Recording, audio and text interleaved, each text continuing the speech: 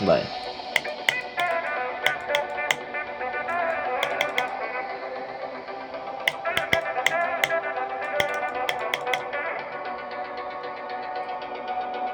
No, ya me resigné a pasármelo hoy. Ya creo que hoy no cae.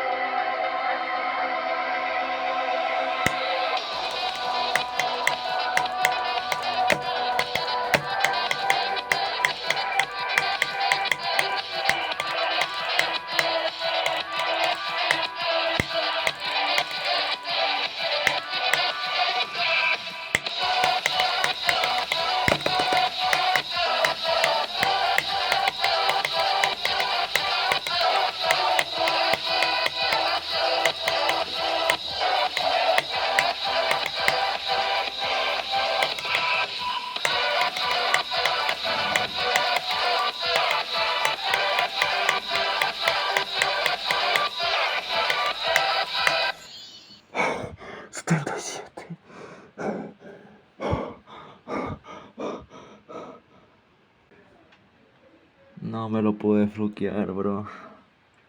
Si había un clip en el que estaba seguro de que me iba a morir, era este.